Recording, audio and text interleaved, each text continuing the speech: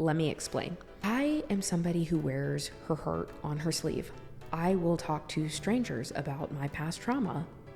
I'm sure they're really happy about that. The creative process is supposed to be messy. It's supposed to be messy.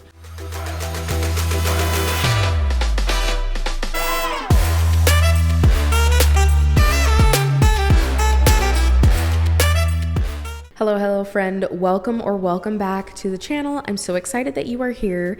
Today we are going to talk about 5 things that might be killing your creativity and some suggestions on how to overcome those things. You're probably familiar with some of the things that I am going to mention in this list, but that's okay because sometimes you just gotta hear it for the 15th time before it sinks in.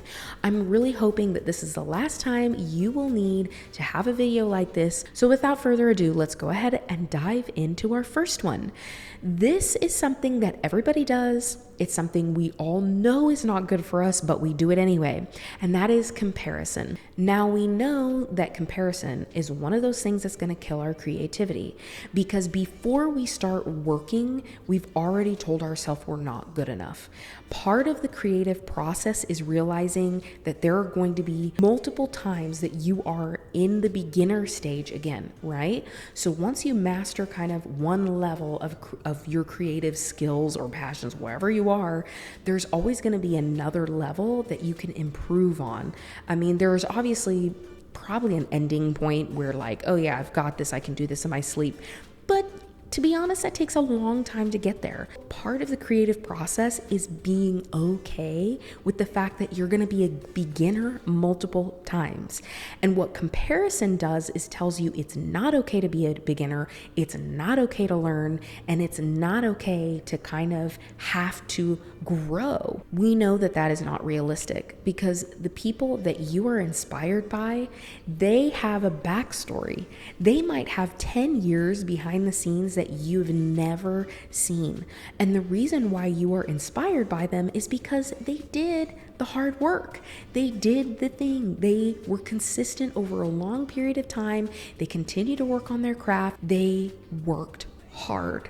And comparison tells you you should be there without any of that work. Comparison, we gotta say bye to it. One of the ways that I have really eliminated a lot of comparison in my life, honestly, just shifting my mindset of realizing it is totally okay to be growing. It is totally okay to not know what I don't know yet. It's a part of life. Everybody goes through it. And the truth is, I can either do nothing and continue to stay here or make small incremental progress. Crazy, I know. I do want to bring out a potential positive part of comparison. When you are in the creative process, and you will understand this as a creative, there's sometimes a gap between where you are now and where you want to be. And in the creative process is where you level up your skills and you level up your creative mastery, right? But sometimes that gap can be really, really frustrating. But I found that the positive side of comparison is when you look up to somebody, when you are inspired by somebody, or you aspire to be someone. Sometimes it's really helpful to take where you're at now, the work that you have right now, and kind of lay it next to who you're aspiring to be, what you would like your work to look like, and lay it next to it in order to see, oh, this is where I'm improving and this is where I still have work to do. But I did want to just say that there is a complete difference of looking at somebody and thinking they are intrinsically better than you and you are like the worst because you aren't like them, versus to be inspired by them to become a better artist or creative, whatever it is. 2 completely different things. So let's hop to the second one. This is also something that many creatives do, but perfectionism. Perfectionism is one of those things that we tell ourselves we know that we're not perfect, and yet we still expect ourselves to be perfect. We don't expect other people to be perfect most of the time, but we put that burden on ourselves. You don't just have an idea and then it just pops out of your head perfectly exactly how you want it. That would be great. That would be wonderful. Unfortunately, that's just not how life works. What perfectionism does is keeps you at the starting line without ever moving past that point. So what ends up happening is years and years and years go by of you saying, I will do that thing once it's perfect. And then years go by and you haven't done anything. So perfectionism really, really kills momentum within creativity, because part of perfecting, not perfectionism, but part of perfecting your projects comes from being in the middle of the creative process and it being messy. So how did I kind of overcome my perfectionism? A couple of things. The first one, again, is just mindset. It's telling myself it's completely normal. The creative process is supposed to be messy. It's not supposed to be this super clean thing. And even when I get to a place where I feel like I have mastered a certain artistic medium, it's still kind of messy in the middle of things. There's always this kind of middle point, and you will probably understand there's always this middle place where everything looks really gross, and I think there's no way that this is going to become something good.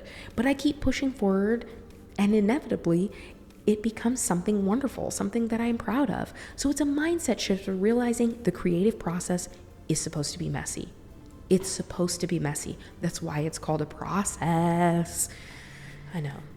It's deep, right? The other thing that I have done is I've just gotten better at either posting or sharing my creative projects even before I'm fully happy with it. For example, on this YouTube channel, I don't have a lot of extra time to do all of this editing. I don't have all this extra hardcore software. I'm working with a limited budget and limited time. But you know what? I record something that I'm mostly happy with and I edit it. I give myself a certain amount of time to edit and then I just post it. And I just realized, you know what? It's out there now. It is what it is. It's gone. Good. Bye. If there's something I don't like, I'll fix it next time. Cool. Awesome. So those are some of the things that I have done that have helped me overcome my perfectionism. All right. So the third one is going to be a little bit harder to take, but I only say this because I've been there and I've done it multiple times. The third thing that might be killing your creativity is simply laziness. Yes. Now, I am a very creative person. I'm a multi-passionate creative, which means that my brain loves to live up in the clouds, and it does not like coming down to earth and doing the things that I have to do in order to complete that creative process. The idea stage, the brainstorming stage, the gathering of really cool, fun inspiration, that's a blast. And then comes time to actually do the work. And that's when resistance comes in. And though I like working on my creative projects, there's certainly a bit of laziness that can start lingering and coming in on the edges. They become excuses later on, right? Well, I'm tired, maybe today. Today is a great example. I really didn't want to come film these videos, but I knew I had put on the calendar that I was going to do it, and I was super excited when I originally talked about it. So my laziness was telling me, you could just stay at home and not do anything. But I came anyway, and now I'm really happy that I did. I think creatives really have to face themselves, because the truth is many times, and it's not just creatives, but since I'm talking to you, you're going to be the one I'm calling out. There are times that we choose not to work on our creative projects simply because we're lazy, simply because we want the idea to just show up and us not to have to do the work. Totally fair. Totally normal. Also, we can't let that sense of laziness, that temptation of laziness to take over, so much so that we never work on the things that we know we're passionate about. We know these are things we're passionate about. We know that if we work on them, we will be fulfilled and we will be happy and excited and have a lot of fun. But the problem is sometimes instant gratification, like laying in bed or laying on the couch, feels great until it doesn't. Until it doesn't. So I think we can all just admit that we have struggled with laziness, and it's okay and it's normal, but we don't have to stay there. So what are some things that I have done to help my laziness? I know it sounds really, really silly, but it's just doing the thing. It's honestly just doing it when I don't want to. This doesn't mean pushing past my capacity. It doesn't mean pushing to the point where I'm completely miserable. It's not hustle culture. This is specifically when you know you're dragging your feet and you know you have the capacity and the time to do something and you choose not to anyways because you just don't feel like working. So when I hit those moments, I've just decided, get up and go do it. Sometimes something that helps me is taking a shower, putting on makeup, putting on a cute outfit, just something to kind of dangle a carrot to kind of play some reverse psychology on myself. But also one of the things that has been helpful is to think about, how am I going to feel if I don't do this? Like to really sit in that, because I know what it feels like when I don't do the thing that I want to do or that I know I should do. And honestly, that feeling is way worse than getting my butt out of bed and doing the thing that I said I was going to do in the first place, that I was excited to do 30 minutes ago. Hopefully that's helpful, but those are some things that I have done to kind of overcome laziness. So this one maybe you have or have not heard, but the fourth thing that can kill your creativity is sharing with the wrong people or at the wrong time. Let me explain. I am somebody who wears her heart on her sleeve. I will talk to strangers about my past trauma. I'm sure they're really happy about that. I'm just a very open person, and I feel very comfortable being very open with other people. In the creative process, there is this point at which your ideas are what I call in infancy. They're in infancy. You haven't really started developing that idea.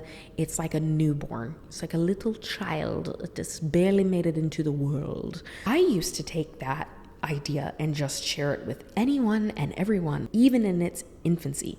One of the things that has absolutely killed my creativity is when I share those ideas when they're in infancy stage, and the reaction that I get just completely deflates me. And maybe you can relate. Maybe you've been super hyped up about an idea, because let's be honest, when you first are having an idea, like usually you're like super hyped, super excited, because you haven't gotten to the fun part of working it out in the creative process, right? What we were just talking about with laziness, right? It's a lot of fun until you have to work on it, right? And so a lot of times you'll share, and that opinion or their feedback isn't exactly what you needed to hear in that moment. An opinion or feedback at the wrong time can absolutely destroy your creativity. This is the illustration that I like to give. If your idea is like an infant, like we were talking about, just like in real life, right? I'm not a mom, but I have lots of friends who are moms. When they first have a newborn, they are very, very careful about who gets to hold that newborn. It has nothing to do with whether they value you as a person if they don't want you to hold their kid. It's just they have some boundaries. This is their child. This child is very new to the world, very soft. You have to be very careful with newborns because they haven't been here very long and they haven't, like developed their skull fully and everything, right? Or something like that. Anyway, in the same way, your idea is like a newborn and you need to have boundaries. There's this one guy who shares prophetic words, and the way he described it was, who gets to be in the birthing room? There are very few people who get to be in the birthing room when a baby is being born, okay? Very few people. And in the same way, your idea, when it's like barely being born into, existence, you should be very careful who gets to be in that birthing room. And then even after that, when it's still in infancy stage, you need to be careful who gets to hold that newborn idea, because there are some people that don't get to hold that idea until it has grown up, until you have worked on it, until you've refined it, until maybe it's complete. And that is okay. That doesn't mean that they're bad people. It just means you need to be very careful who you share your ideas that are in infancy. You need to be really, really careful. What I have done to help me with this is realizing I will be equally as excited at the end of this journey as I am at the beginning, when I'm looking back and I'm really proud of all the progress I've made, and I can share it then. Now it's done. They see the vision, they see where you went, and they can appreciate it. But when it's in infancy, they might not be able to understand the vision. They might not understand where you're going with it. And so I've just found, you know what?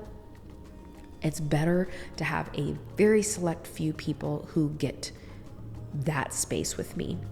I think I have maybe 5 people in my life that I share my kind of raw ideas with, and those are the only people.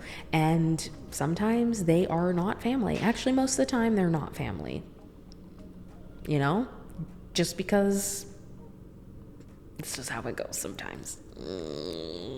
Let's move on to the 5th and final thing that might be killing your creativity. The final thing is what they said about you. Past trauma.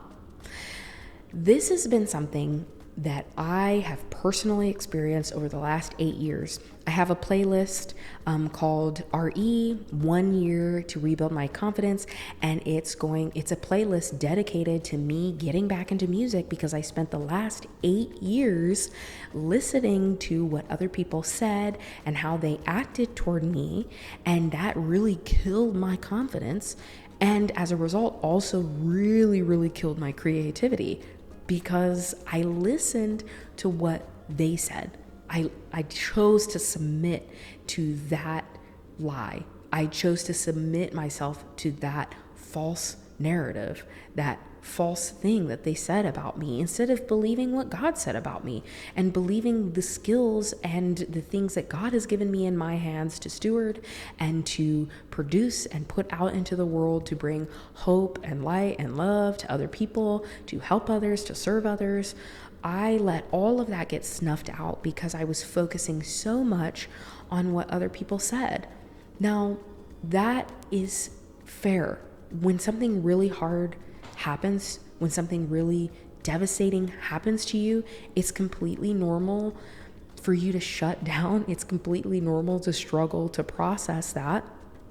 And I went through counseling or therapy, whatever you like to call it.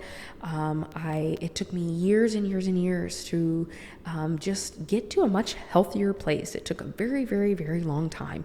But honestly, when I look back, it took me longer than it should have, simply because I continued to submit myself to this lie instead of submitting myself to the truth of what God said about me, what other people said about me, and what my freaking skills said about me, what I could physically do and see right now. Look at the thing that I can do. I say I can do this and I do it. Like, that should be enough to prove to me that they were wrong.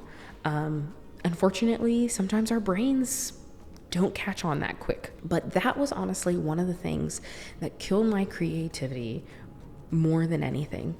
And maybe that's the same for you. Like, is there something that somebody said, or did people just act a certain way around you that made you doubt the things, the skills, the ideas, your passions? It's crazy because they say that people can say 9 positive things about us, but we will focus on the one negative thing. And I hate that we do that. I really hate that we do that.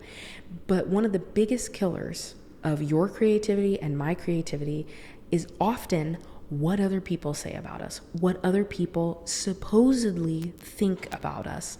And I just think it's really sad that we put ourselves in a corner and that we choose not to move forward on things that we know we should move forward on because we're submitting ourselves, our mind, and our actual actions to something that's false. It's not true. Maybe they said that because they were insecure about themselves. Maybe they were threatened by how talented you were.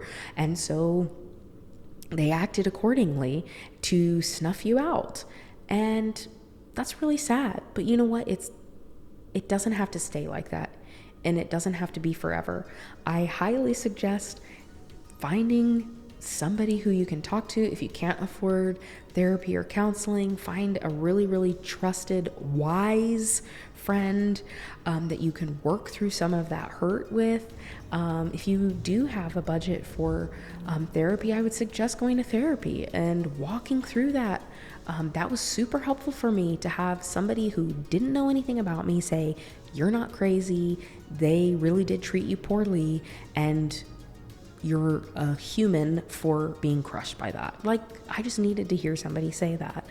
I would encourage you to slowly find your way into a healthier community. That took me a long time, but I found it.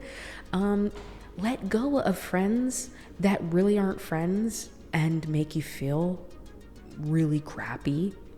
That was something I had to do. Friends that faded away and weren't there and weren't supporting me. As much as it was sad, I had to let them fade away. So that one's a little bit harder, and I hope that is helpful for you. But I want to point it out because this is something that I myself, just within like the last 6 months, have really realized, wow, I really let what they said about me and that traumatic event kind of destroy my creativity. But no more. I'm here. I'm going to keep moving forward. I've done a lot of work, both externally and internally, and we're going to move forward. And you know what? You can too. You can too. So those are the 5 things that could potentially be killing your creativity. And hopefully there were some suggestions in there that really, really help you consider how to move past those things. I would love to hear what you think. And then otherwise, I will see you soon.